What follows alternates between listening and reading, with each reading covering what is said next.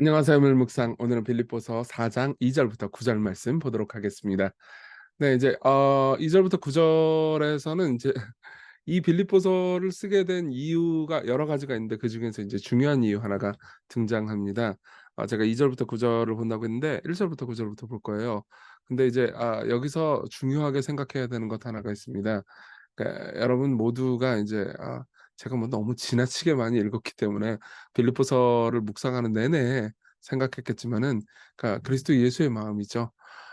너희 안에 이 마음을 품으라 곧 그리스도 예수의 마음이니 그는 근본 하나님의 본체시나 하나님과 동등됨을 취할 것으로 여기지 아니하시고 오히려 자기를 비워 종의 형체를 가지사 사람들과 같이 되셨고 사람의 모양으로 나타나사 자기를 낮추시고 죽기까지 복종하셨으니 곧 십자가에 죽으심이라. 이러므로 하나님이 그를 지극히 높여 모든 이름 위에 뛰어난 이름을 주사 하늘에 있는 자들과 땅에 있는 자들과 땅 안에 있는 자들로 모든 무릎을 예수의 이름에 꿇게 하시고 모든 입으로 예수 그리스도를 주라 시인하여 하나님께 영광을 하나님 아버지께 영광을 돌리게 하셨느니라. 네, 이 말씀이 이제 배경이죠. 그리고 이 말씀을 왜 얘기하려고 하는 걸까요? 사실 빌립보 교회 내에 일종의 분쟁이 있었기 때문입니다. 내용 한번 볼게요.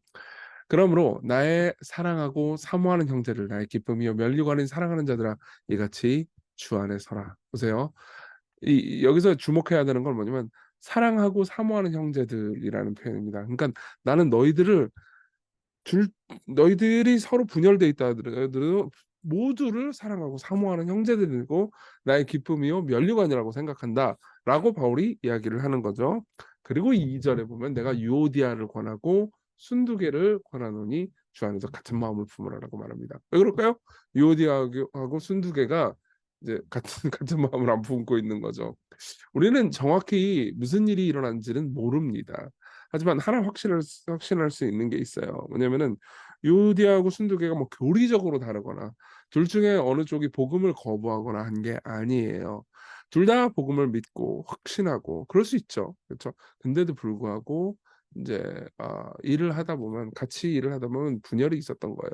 이 둘은 빌립보 교회를 굉장히 이제 영향을 많이 미치는 여성 지도자 두 명이었던 것 같습니다. 그러니까 요즘으로 치면은 교회에 아주 이 저기 영향 많이 미치는 두 명의 좋은 권사님들인 거예요. 근데 이 둘이 의견이 안 맞아. 예.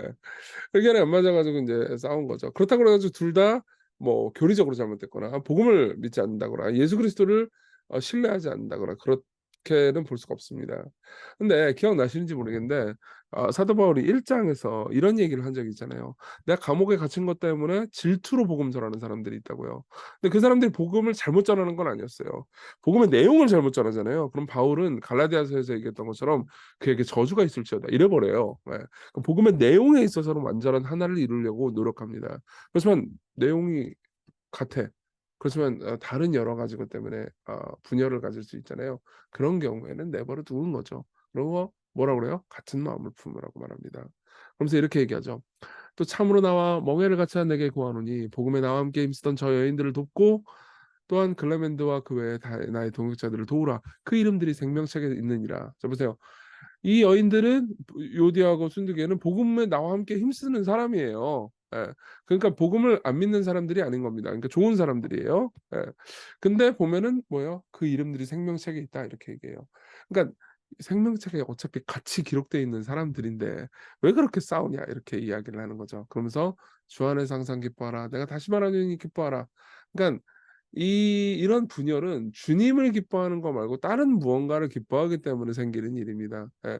내 세력을 기뻐한다거나 내 공로와 업적을 기뻐한다거나 다른 어떤 예를 들면 저 같은 경우는 제 교단을 기뻐한다거나 그럴 수 있죠. 예. 그러면 안 된다는 거죠. 주님만을 기뻐해야 된다는 겁니다. 그러면은 이 문제가 같은 마음으로 귀결될 수 있어요. 너희 관용을 모든 사람에게 알게 하라. 주께서 가까우시니라. 이렇게 주님을 기뻐하면서 복음 자체를 소중히 여기잖아요. 예. 그러면 이제 결국 우리는 많은 분야에 있어서 서로 다름을 용납하고 관용할 수 있는 거죠. 그래서 이렇게 얘기합니다. 아무것도 염려하지 말고 다만 모든 일에 기도와 간구로 너희 구할 것을 감사함으로 하나님께 아뢰라. 그러면 모든 지각에 뛰어난 하나님의 평강이 그리스도 예수 안에서 너희 마음과 생각을 지키시리라. 이런 분열의 상황 혹은 두려움의 상황, 바울이 감옥에 갇혔기 때문에 굉장히 두려워할 만한 상황이잖아요. 그렇죠? 기독교가 망할지도 몰라라는 상황에서 기도하고 그리고 모든 지각에 뛰어난 하나님의 평강을 기억하라는 겁니다. 이건 좀 이따 적용할 때 더 자세히 얘기할게요. 끝으로 형제들아, 무엇이든지 참되며 무엇이든지 경건하며 무엇이든지 옳으며 무엇이든지 정결하며 무엇이든지 사랑받을 만하며 무엇이든지 칭찬받을 만하며 무슨 덕이 있든지 무슨 기림이 있든지 이것들을 생각하라. 묵상하라는 거죠. 깊이 묵상하면서 어떤 것이든지 참되고 경건하고 정결하고 옳고 사랑받을 만하고 칭찬받을 만하고 이런 것들을 생각하라. 그러니까 그리스도의 성품을 생각하라는 거죠.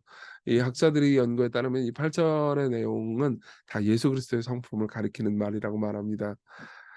그러면서 이렇게 얘기하죠. 너희는 내게 배우고 받고 듣고 본 바를 행하라. 그러면 뭐요? 평강의 하나님이 너와 함께 계시리라. 그러니까 여기서 평강은 마음의 평화 이걸 말하는 거기도 하지만 평화롭게 해주는, 그러니까 분쟁에서 우리를 자유롭게 해주고 서로 하나 되게 하는 그런 하나님께서 너희들과 함께 계실 것이다. 이렇게 이야기를 하는 겁니다. 자, 이게 본문의 내용이고요. 이 본문의 내용을 근거로 해서 우리 적용을 해봅시다. 첫째는 연합에 관한 거예요. 예. 바울은 교리와 무관하게 연합하라는 상대주의적인 요구를 하는 게 아닙니다. 그러니까 아유 뭐 저 사람이 뭐 성경을 하나님의 말씀으로 여기지 않더라도 다 하나대로 이렇게 하진 않아요.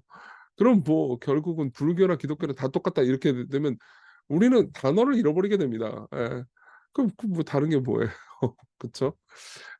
성경의 교리, 성경의 가르침은 사수해야죠. 가장 중요한 가르침은 사수해야 합니다. 복음이죠. 예.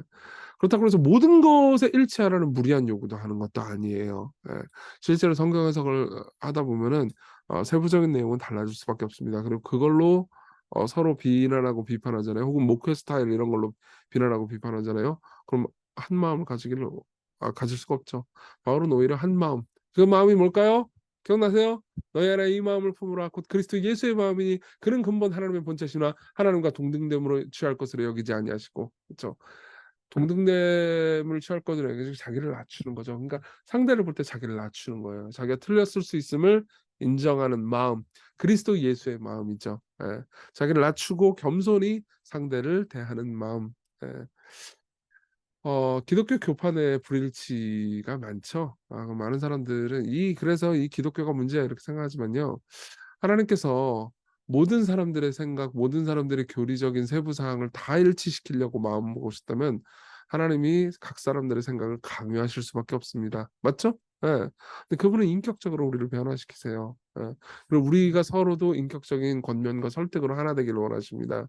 마지막 날에 우리는 완전한 진리를 눈으로 보고 한 마음이 완벽하게 한 마음이 될 거예요. 근데 그러나 그 이전에 우리는 우리의 다름을 보게 됩니다. 예. 근데 그때 그럼 뭘 해야 돼요? 한 마음을 품고요.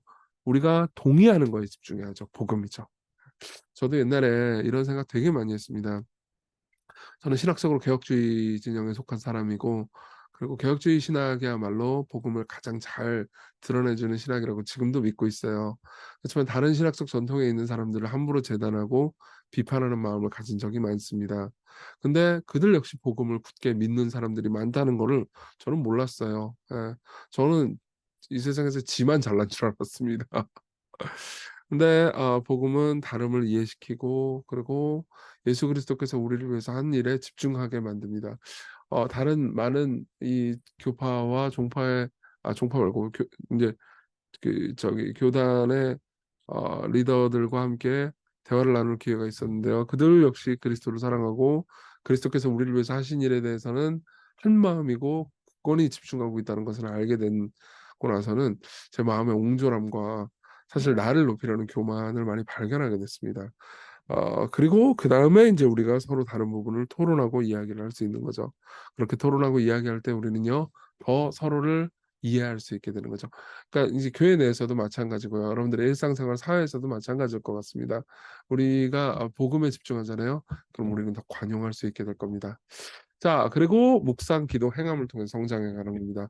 자, 6절에 보면 뭘 얘기해요? 아무것도 염려하지 말고 모든 일에 기도와 간구로. 기도라고 얘기하죠. 그리고 여기 보면은요. 섭리를 또 믿는 생각을 형성하는 게 되게 중요합니다. 여기 보면 모든 지각에 뛰어난 하나님의 평강이라고 말하죠. 그쵸? 그러니까 하나님은 모든 지각에 뛰어나요. 왜냐면 그분은 전지하시니까. 근데 나는 모든 지각에 뛰어난 게 아니죠. 그쵸? 그러니까 살면서 어려운 일이 있더라도 기도하는 것은 모든 지각에 뛰어난 하나님을 신뢰하는 거예요. 예. 내 삶에 어려운 일이 있으면 나는 망했다라고 생각하잖아요. 근데 그게 아니고 모든 전지하신 하나님이 지금 이 모든 것들을 지키고 있으니까 지금 이 어려운 상황이 내 지각으로는 이해되지 않지만 하나님의 지각 안에서 의미가 있다는 것을 인정하고 하나님을 신뢰하는 것. 그게 기도하고 또 묵상하는 겁니다. 생각하라 그러죠. 그쵸? 예. 그리고 행하는 겁니다. 그래서 우리는 우리가 어디 속해 있는지를 생각을 해 봐야 됩니다. 예. 그리고 자기의 지각을 내려놓고 복음을 통해서 자신을 형성해 갈 필요가 있죠. 여러분, 하나님께서 오늘도 여러분들을 돌보고 계세요. 예. 그분의 인도하심과 함께 하심이 여러분들과 함께 있습니다. 여러분들의 오늘 상황이 어떻든 간에 여러분들이 분열하는 상황이 있든 아니면 속상한 상황이 있든 혹은 삶에서 경제적으로 어려운 일이 있든 간에 기도하고 생각하십시오. 예. 하나님이 여러분들이 계속해서 기도하지 않잖아요. 그러면 하나님이 여러분들과 함께 하신다는 걸 자연스럽게 까먹게 됩니다. 근데 하나님께서 함께 하신다는 것을 믿고 있잖아요. 그러면은 여러분들이 염려하고 분노할 만한 상황에서 자유로워질 수 있을 겁니다. 우리 같이 기도해요. 복음을 중요하게 생각하면서 한편으로는 우리 주님의 마음을 품도록. 그리고 또 하나는 우리에게 마음의 평화와 공동체 안에서 서로 사랑할 수 있는 그런 평화, 화평하는 마음을 달라고. 그래서 우리의 마음이 서로를 사랑하고 또 위에서 기도하면서 우리가 뭐 분열되거나 혹은 고통이 있거나 다툼이 있거나 하는 모든 상황에서도 이 모든 상황을 허락하신 하나님의 섭리를 기억하면서 하나님, 나는 모든 지각에 뛰어나지 않습니다. 당신이 모든 것 지각에 뛰어나요. 이런 고백을 하면서 살아갈 수 있게 해달라고 우리 같이 기도합시다.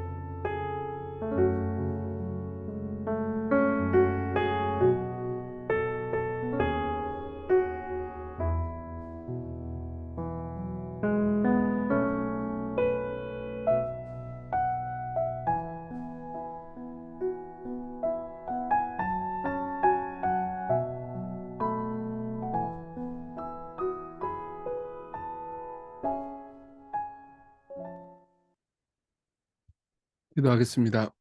자비로우신 주님, 우리의 마음에 넉넉한 관용의 마음을 품게 해 주십시오.